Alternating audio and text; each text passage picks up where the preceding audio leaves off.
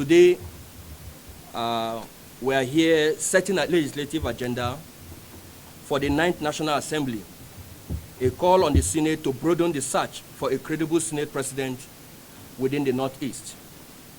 This text of a World Press Conference by Partner for Legislative Agenda for Nigeria, a coalition of civil society and youth groups in Nigeria on March 27, 2019, here in Abuja. Gentlemen of the press, sequel to the recent concluded presidential and legislative elections, it becomes imperative to begin a serious agenda setting for the 9th National Assembly, starting from the leadership of the Senate. The Senate President is the chairman of the National Assembly and is very critical to the direction the country goes. We are concerned about the need to avoid the unnecessary rancorous politicking that led to the emergence of Senator Abubakar Bukola Saraki, that was in 2015, and the subsequent psychological and physical combat that follows. This issue, as we all know, affected governance negatively.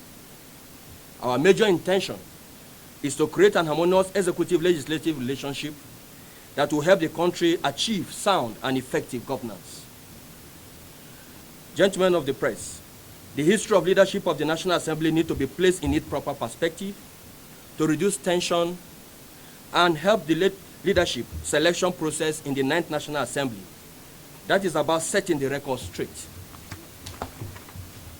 In 1999, when this democracy was baited, the President, General Olusegun Obasanjo, was from the South.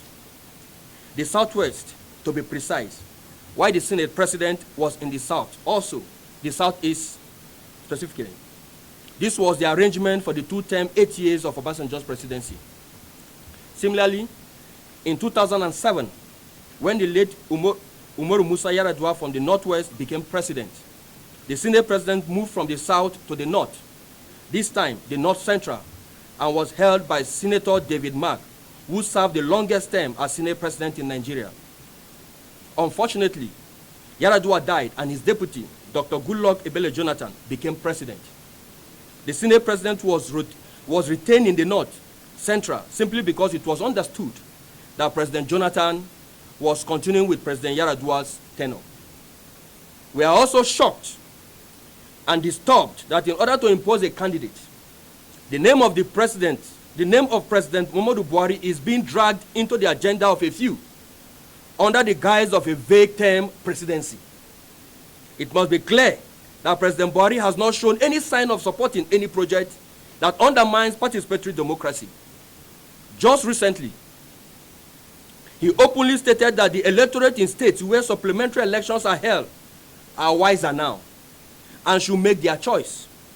Also, during the APC primaries, you are aware, contrary to APC National Working Committee threat, the President encouraged aggrieved aspirants to approach the court for redress and disagree with the party on its undemocratic stand then. Therefore, the 9th Senate should go ahead and elect for itself a Senate President that will work for it and for Nigerians. This position shall be communicated to all appropriate quarters, especially the Senators-elect, President Muhammadu Buhari, and all major political parties. Gentlemen of the press, this conversation will continue exploring issues in the legislative agenda for the 9th National Assembly, like the issue of the speakership, the electoral reform that has become so seriously needed, the petroleum industry bill that is still hanging in the National Assembly, and other important bills that will help strengthen governance in Nigeria. Plans shall be partnering with media and other stakeholders in discussing issues that must deepen our democracy legislatively. Once again, we thank you for coming.